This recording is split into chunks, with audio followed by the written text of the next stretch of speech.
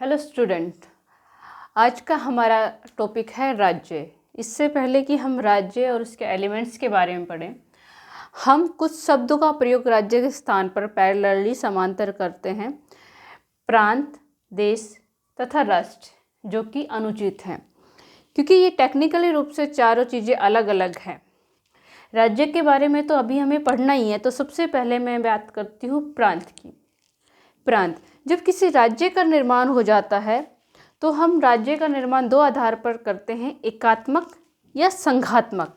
एकात्मक का मतलब होते हैं जब शासन की प्रशासन की सारी शक्तियाँ केंद्र में निहित हो तो हम उसे शासन व्यवस्था को एकात्मक शासन व्यवस्था कहते हैं।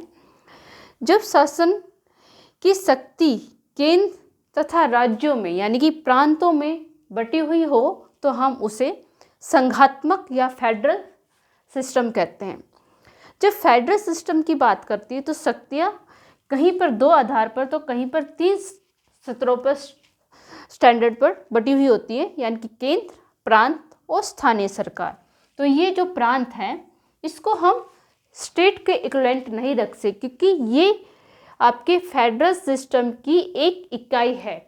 तो प्रांत का अर्थ हो जाता है अलग, यानी कि जो प्रांत का अर्थ है वो राज्य से कम होता है, इसके पास शक्तियाँ कम होती है, इसके पास कुछ एलिमेंट्स तो होते हैं जो राज्य के पैरेलल रख सकते हैं, लेकिन इसके पास सॉवरेनिटी नहीं होती क्योंकि इसको केंद्र के सारे आदेशों का पालन करना पड़ता है। तो हम प्रांत को, प्रोविंस को स्टेट के इक्विवेलेंट नहीं रख सकते। इसी प्रकार कंट्री तथा नेशन की मैं बात करूं तो इसका अर्थ होता है जब कुछ लोग अपने आप को धर्म, संस्कृति, भाषा आदि के आधार पर एक दूसरे से बंधा हुआ, एक दूसरे के साथ जुड़ा हुआ महसूस करे तो हम उसको राष्ट्र या देश कह सकते हैं। लेकिन इसमें कहीं पे भी टेक्निकल रूप से जो मोस्ट इम्पोर्टेंट तत्व एलिमेंट्स हम आगे पढ़ेंगे, निश्चित भूभाग नहीं आता, यानी कि ये एक तरीके से भावना से जुड़ा हुआ है, हमारी भावना से जुड़ा हुआ है। तो हम इसको क्या इसके राज्य के बराबर नहीं लिख सकते हैं।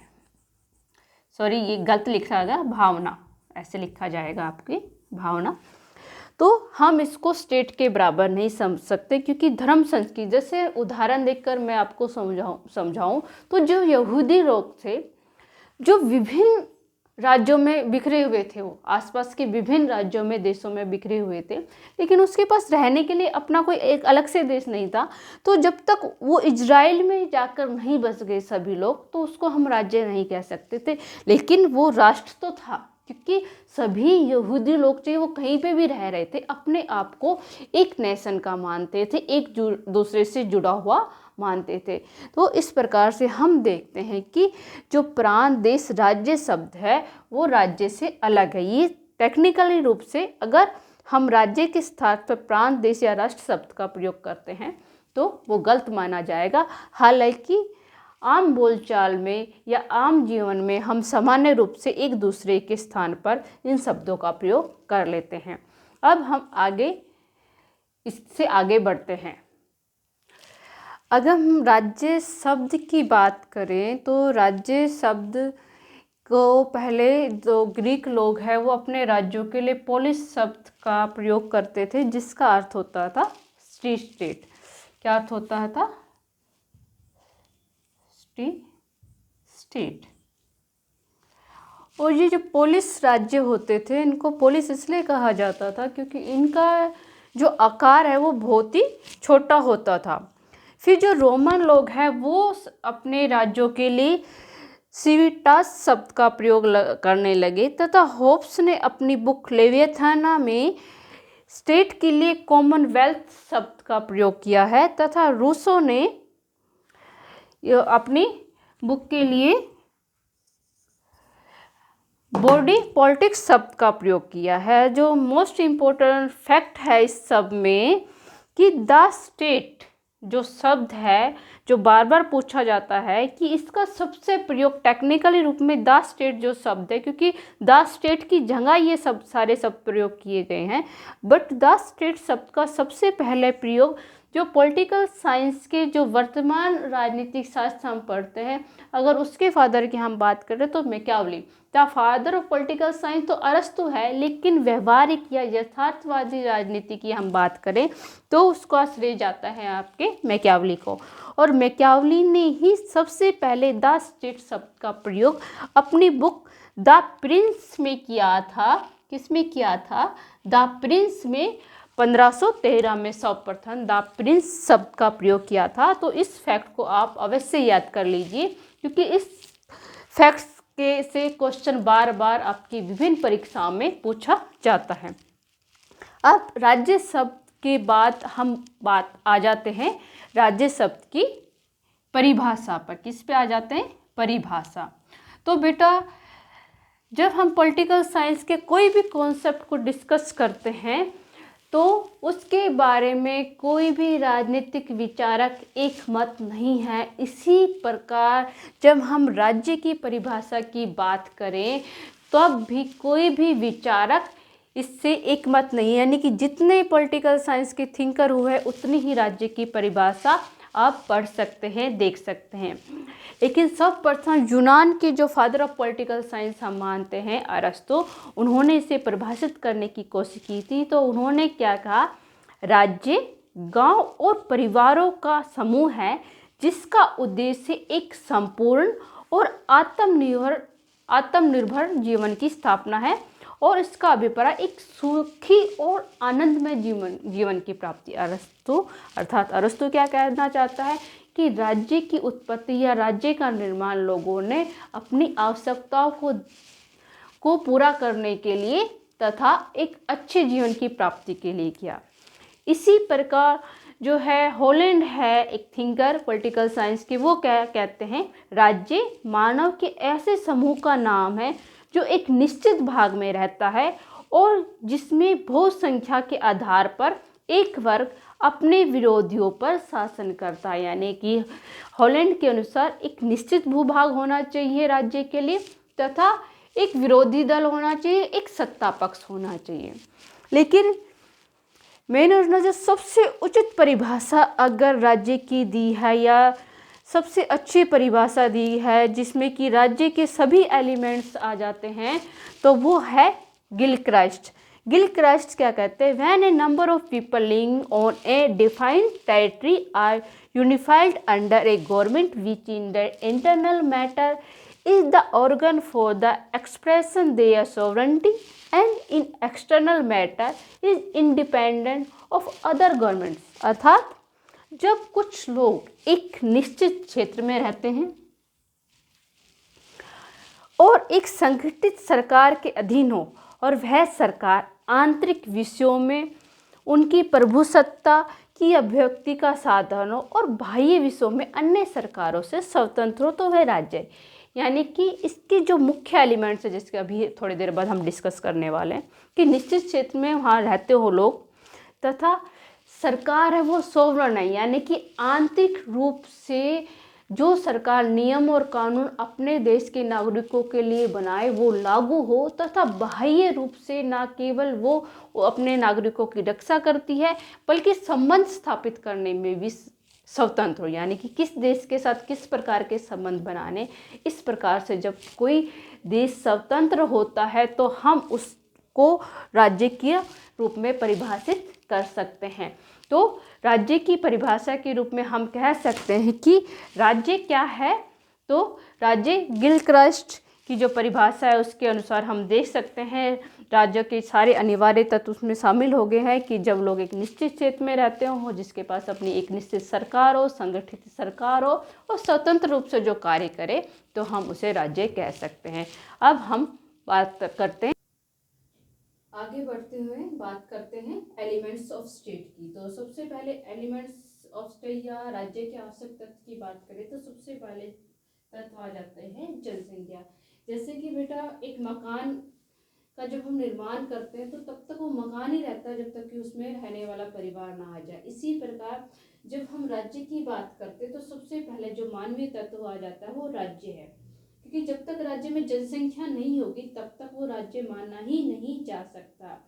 तो राज्य की जनसंख्या कितनी हो इस पे विभिन्न विद्वानों ने अपने अपने मत दिए हैं। जैसे जो सबसे बड़े दार्शनिक हुए हैं, दार्शनिक राजनीतिक शास्त्री हुए हैं प्लेटो, उन्होंने इसकी जनसंख्या 5040 किसी राज्य की जनसंख्या निश्चित की थी। तो रूसो ने 10,000 बताई है तथा अरस्तु father of the political science ने 1,00,000 बताई है। लेकिन क्वेश्चन ये होता है कि आज वर्तमान परिप्रेक्ष्य में क्या ये जो जनसंख्या निश्चित की गई है विभिन्न विद्वानों के द्वारा उचित है? हम इसे बिल्कुल भी उचित नहीं मान सकते, क्योंकि आज वर्तमान में जो मोनाको जैसे देश है हमारे, तो उनकी जनसंख्या सिर्फ 25,000 है। तो वहीं पे जो है लग्जमबर्ग राज्य है, उनकी जनसंख्या 4 लाख है। तो भारत और चाइना जैसे देशों की राज्यों की जनसंख्या करोड़ों में है। तो अगर इन शॉर्ट हम बात करें तो जनसंख्या इतनी अधिक भी नहीं होनी चाहिए कि देश के जो संसाधन है, राज्य के जो संसाधन है, उसकी आवश्यकताओं की पूर्ति ना कर सके, वो राज्य उस जनसंख्या को संभाल ही ना सके। ना ही इतनी कम होनी चाहिए कि एक राज्य के रूप में उसको मान्यता देने में कठिनाई हो और उसकी शक्ति को कम आंका जाए। अब दूसरी आवश्यक तत्व की तरफ आ जाते हैं। तो दूसरा आवश्यक तत्व है हमारा निश्चित भूमि। निश्चित भूमि की हम बात करें तो ये एक भौतिक तत्व है। राज्य के लिए निश्चित भूमि का होना आवश्यक है, क्योंकि अगर खानाबदोश लोग हैं वो एक स्थान से दूसरे स्थान पर घूमते रहते हैं, अपने रीति रिवाज कस्टम सभी चीज़ें होती है, लेकिन उसे राज्य नहीं कहा जा सकता, क्योंकि उनके पास कुछ निश्चित भूमि नहीं होती जहाँ वहाँ वो रह सकते हो। जैसे यूरोप के विभिन्न राज्यों में यहूदी रहते थे तो उस समय उसे राज्य नहीं माना जाता था जब तक कि वो इजराइल में ना रहने लगे, जबकि उनकी रीति रिवाज भी थी, उनकी अपनी भाषा भी थी, उनके कुछ नियम और कायदे भी थे, लेकिन हम उसको राज्य नहीं मान सकते। तो दूसरा आवश्यक तत्व हो जाता है राज्य के लिए निश्चित भूमि। अब तीसरा तत्व आता है कि बात करते हैं हम सरकार की बात करते हैं। तो सरकार राज्य के निर्माण के लिए निश्चित भूमि में रहने के साथ जनता राजनीति और कानूनी दृष्टिकोण से अवश्य ही संगठित होनी चाहिए। और ये राजनीतिक रूप से संगठित होने का अर्थ है कि उस राज्य की अपनी सरकार होगी। वास्तव में सरकार के अस्तित्व के बिना राज्य की इच्छा को क्रियान्वित नहीं किया जा सकता। सरकार द्वारा ही लोगों के परस्पर संबंधों को निर्मित किया जाता है, राज्य में शांति स्थापित की जाती है तथा राज्य को बाह्य आक्रमणों से बचाया जाता है। अब सरकार का रूप चाहे कैसा ही हो, चाहे वो संसदीय शासन प्रणाली को अपनाए या अध्यक्षात्मक शासन प्रणाली को अपनाए, चाहे उस राज्य में अधिनायक तंत्र हो या सैनिक अधिनायक तंत्र हो। हम आखिरी तत्व की बात कर लेते हैं, प्रभुसत्ता की बात कर लेते। प्रभुसत्ता लातिन भाषा के सुपरनेस शब्द से बना है, जिसका अर्थ सर्वोच्च सत्ता। सर्वोच्च सत्ता यानी कि प्रभुसत्ता ही राज्य का ऐसा विशेष तत्व है जो इसे एक अन्य सामाजिक और राजनीतिक संस्थाओं से अलग करता है। अब इसे हम दो भागों में बांट लेते हैं अक्सर, आंतरिक प्रभुसत्ता, बाह्य प्रभुसत्ता। जब हम आंतरिक प्रभुसत्ता की बात करते हैं तो इसका अर्थ होता है कि राज्य अपने क्षेत्र में रहने वाले सभी व्यक्तियों और संस्थाओं से ऊपर है और सभी के लिए राज्य की आज्ञा का पालन करना आवश्यक है। जो कि व्यक्ति राज्य की आज्ञाओं का पालन नहीं करेगा उसे राज्य के द्वारा दंड भी दिया जा सकता है। यानी कि आंतरिक रूप से राज्य जब सर्वोच्च शक्ति का प्रयोग करते हैं तो उसे आंतरिक प्रभुसत्ता कहते हैं। जब हम बाह्य प्रभुसत्ता की बात करते हैं तो इसका अर्थ है कि राज्य, जब कोई राज्य दूसरे देशों के साथ संबंध स्थापित करता है तो उस समय वो स्वतंत्र है, वो किसी प्रेशर में, किसी दबाव में, किसी अन्य शक्ति के दबाव में उस संबंधों को स्थापित नहीं करता। क्योंकि आज के वर्तमान युग में कोई भी राज्य अपनी सभी आवश्यकताओं की पूर्ति स्वयं नहीं कर सकता, कहीं ना कहीं उसे दूसरे राज्यों के साथ संबंध अवश्य स्थापित करने पड़ते हैं। तो जब वो संबंध स्थापित करे उस समय वो स्वतंत्र रूप से अपने संबंधों को डिफाइन कर सके तो उसे बाह्य रूप से हम प्रभुसत्ता संपन्न राज्य कह सकते हैं। तो इन सारे तत्वों में हालांकि कोई भी कम इम्पोर्टेंट या अधिक महत्वपूर्ण हम उसे नहीं कह सकते, लेकिन फिर भी कहा जा सकता है कि प्रभुसत्ता है जो ये जो विशेषता है ये राज्य को अन्य जो संगठन है उससे अलग कर देती है। तो इसको सबसे ज़्यादा इम्पोर्टेंस राजनीति शास्त्रियों द्वारा दी गई है। तो इस प्रकार से मैं समझती हूँ आप सबको समझ में आ गया होगा कि राज्य क्या हो सकता है, उसका अर्थ क्या है, परिभाषा क्या है, उसके आवश्यक तत्व क्या है और सबसे महत्वपूर्ण तत्व क्या है। फिर भी अगर आपको कोई कन्फ्यूजन हो, कोई क्वेरी हो तो आप कमेंट बॉक्स में लिखकर मुझसे क्वेश्चन पूछ सकते हैं।